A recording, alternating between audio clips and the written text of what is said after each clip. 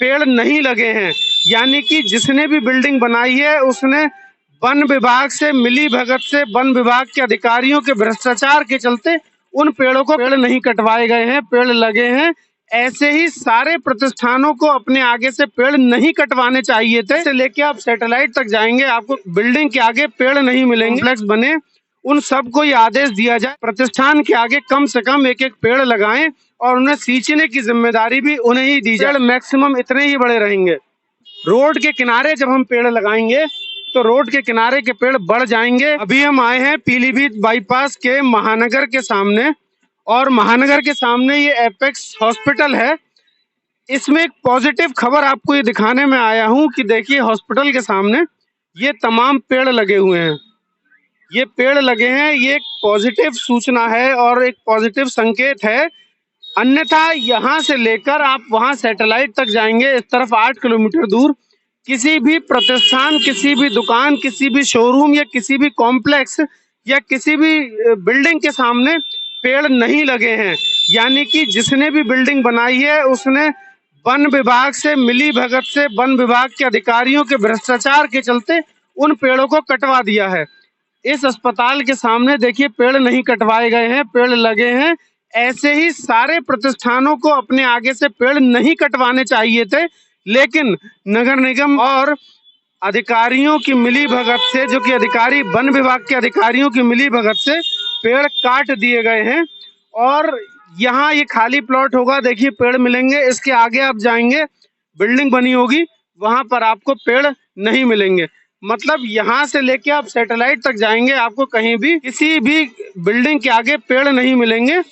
इस अस्पताल में एक पॉजिटिव और एक अच्छी बात ये रही अस्पताल की कि अस्पताल वालों ने पेड़ नहीं कटवाए, वरना सभी लोगों ने अपने अपने आगे से पेड़ कटवा दिए हैं। ये स्थिति तब है जब वन विभाग के मंत्री बरेली के हैं। उनको मैं एक संदेश भी देना चाहता हूं कि जितने भी यहाँ से लेके सैटेलाइट तक प्रतिष्ठान बने हैं, कॉम्प्लेक्स बने, उन सबको ये आदेश दिया जाए कि प्रतिष्ठान के आगे कम से कम एक एक पेड़ लगाएं और उन्हें सींचने की जिम्मेदारी भी उन्हें ही दी जाए। क्योंकि ये वन विभाग के अधिकारियों के भ्रष्टाचार के चलते तमाम लोग पेड़ कटवा देते हैं और तब हम उस पेड़ों के कटने का रोना रोते हैं जब ऑक्सीजन का लेवल कम हो जाता है।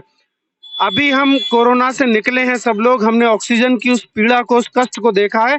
उसके बाद भी पेड़ लगातार कटते जाते हैं, रात के अंधेरे में पेड़ काट दिए जाते हैं, या फिर पेड़ों को इस तरीके से धीरे धीरे करके मारा जाता है कि पेड़ सूख जाते हैं और पेड़ कट जाते हैं।